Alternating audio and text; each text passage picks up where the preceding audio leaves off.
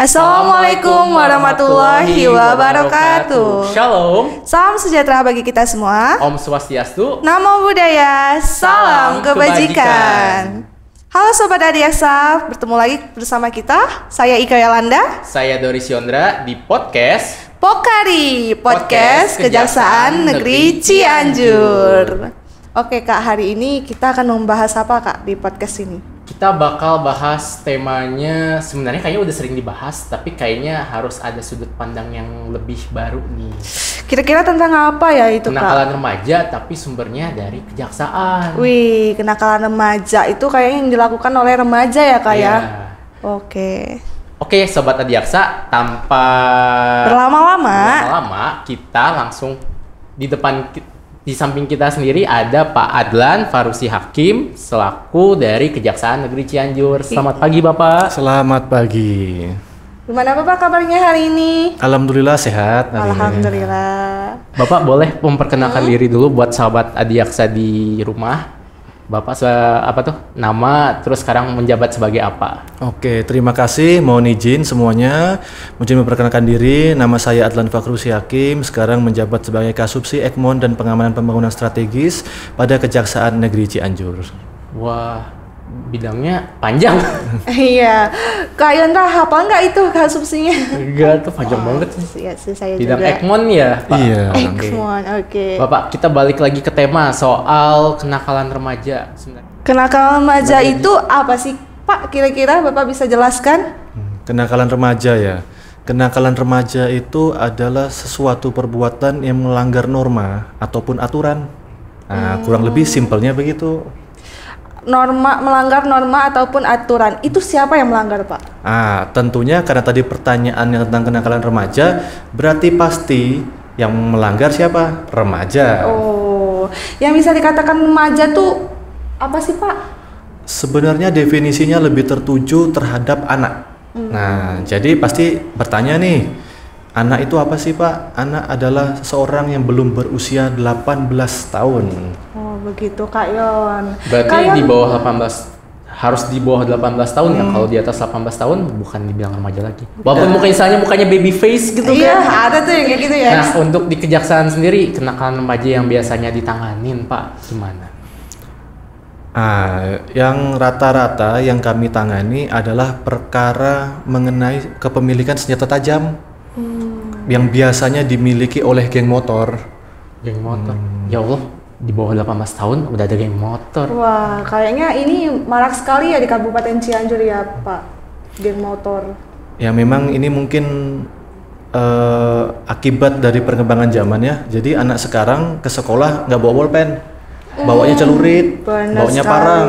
Nah, kurang lebih begitu. Itu bagaimana mengatasinya Pak? Kan kata Bapak kan itu ngebawanya tuh parang bukan pena kan. Nah, itu Bapak tahu dari mana dan bagaimana caranya mengatasinya itu Pak?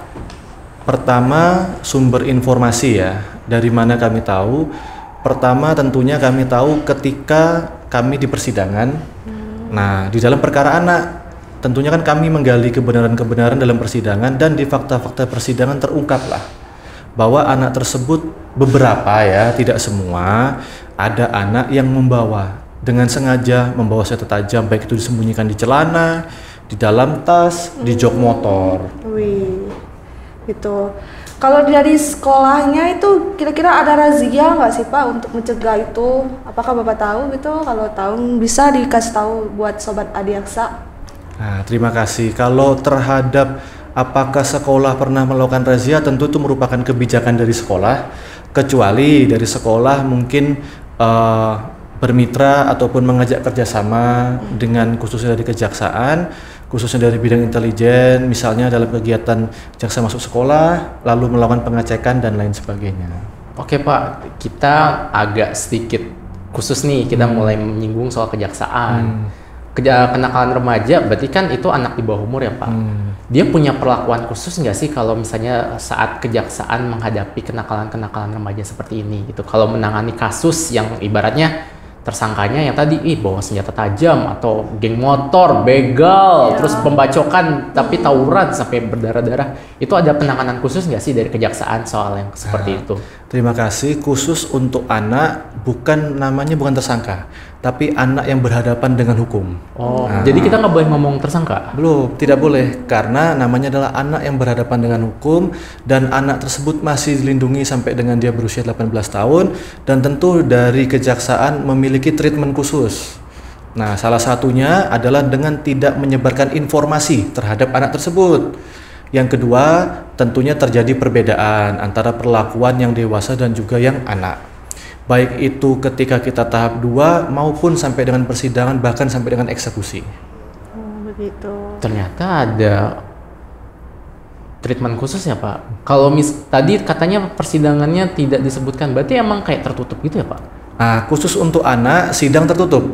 Salah satu tujuannya adalah pertama untuk melindungi privasi dari anak, yang kedua adalah menghindari trauma berkepanjangan, baik itu dari korban maupun dari anak yang berhadapan dengan hukum.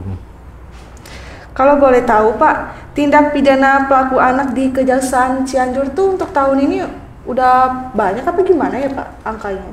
Kalau untuk tahun ini kita belum dapat melakukan pendataan karena belum tutup tahun, tapi untuk tahun 2013 untuk perkara senjata tajam kurang lebih kalau tidak salah ada 13 untuk kepemilikan senjata tajam. Ya Pak. Oke. Kepemilikan senjata itu, nah untung mungkin Sobat Adiaksa bertanya-tanya kalau anak kena hukum itu pasti di penjara Pak atau gimana? Nah, jadi khusus untuk anak nanti ada 2 treatmentnya. Pertama namanya dilakukan rehab, lebih tepatnya bukan rehab, nanti dilakukan ada namanya pengembalian, baik itu kepada orang tua maupun ke dinas sosial. Lalu yang kedua bukan di penjara, tapi anak tersebut nanti dititipkan. Terus faktor-faktor kenakalan remaja tuh boleh disebutkan nggak Pak? Apa aja gitu? Terima kasih nih. Faktor kenakalan remaja itu ada 3. Pertama tentu dari faktor usia. Kenapa sih kok bisa masuk dalam faktor usia?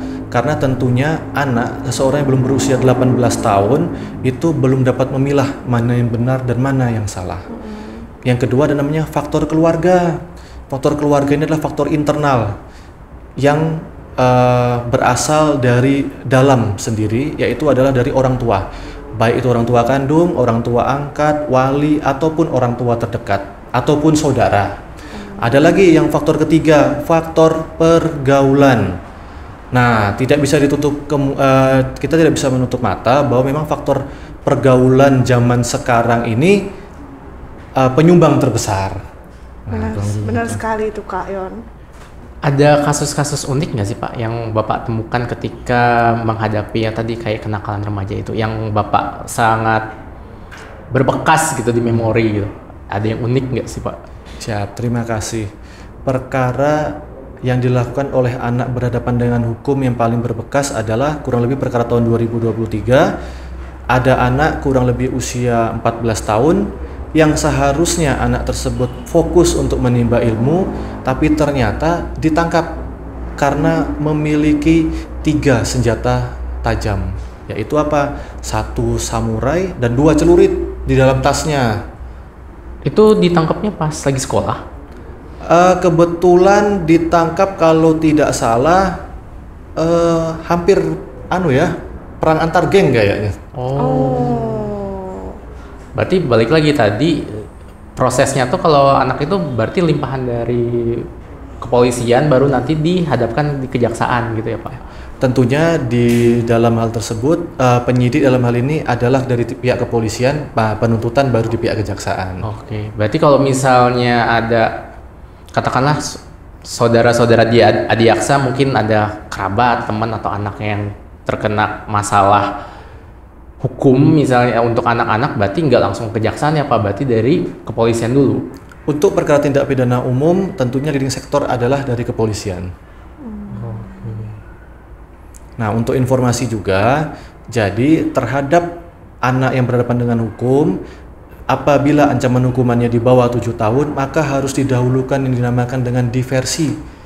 Diversi ini adalah penyelesaian sengketa di luar pengadilan yang wajib ditempuh di 3 tingkatan. Tingkatan kepolisian atau penyidikan, tingkatan penuntutan atau kejaksaan, dan ketika persidangan atau di pengadilan. Wow, gitu Pak ya. Terima kasih Pak. Terus dampak dari kenakalan remaja itu kira-kira apa ya Pak ya? Dampak dari kenakalan remaja tentunya adalah meresahkan masyarakat.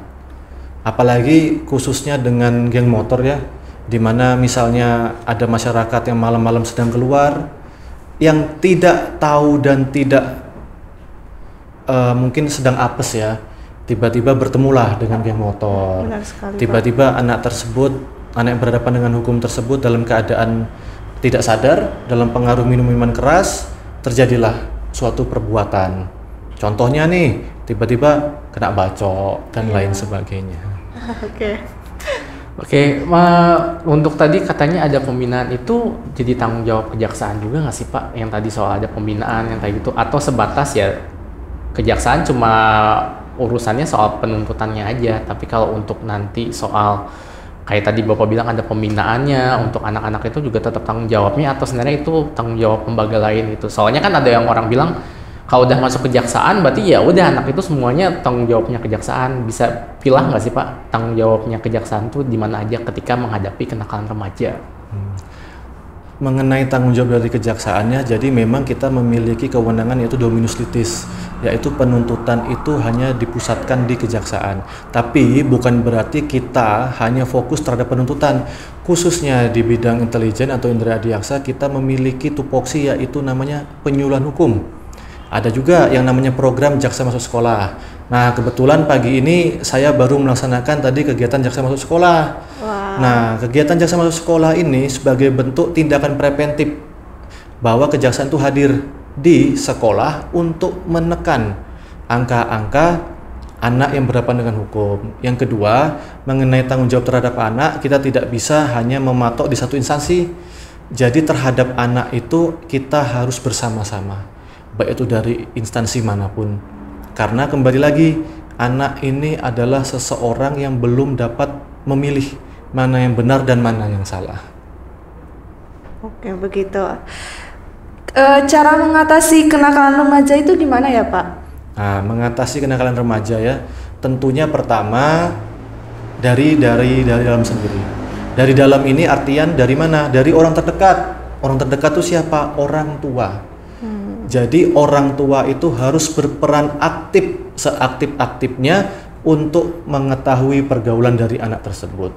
Yang kedua, barulah ada peran dari instansi-instansi di luar.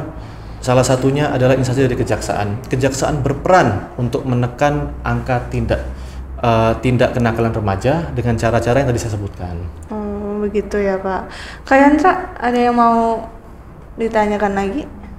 Kalau misalnya tadi kita bicara soal anak, terus tadi itu kan kenakalan anak ya. Terus kalau misalnya ternyata kasusnya juga berhubungan sama orang dewasa, itu lebih kompleks lagi nggak sih Pak, atau beda lagi gitu? Misalnya tadi itu kan geng motornya sesama tuh, tapi ini ada orang dewasa yang terlibat gitu Pak, gimana?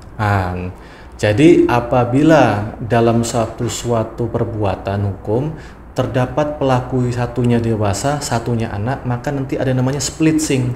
Jadi berkasnya dipisahkan. Jadi yang dewasa akan dilakukan penuntutan dengan cara dewasa, yang anak akan menggunakan Undang-Undang Perlindungan Anak.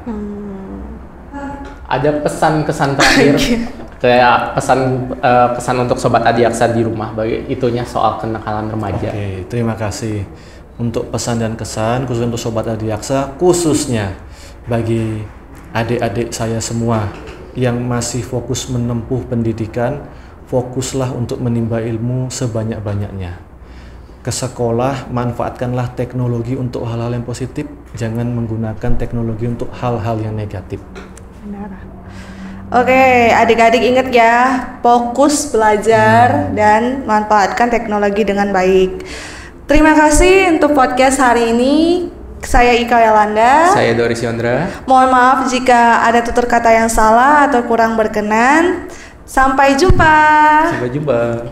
Jangan lupa like, komen, dan subscribe. Terima kasih. Assalamualaikum warahmatullahi wabarakatuh.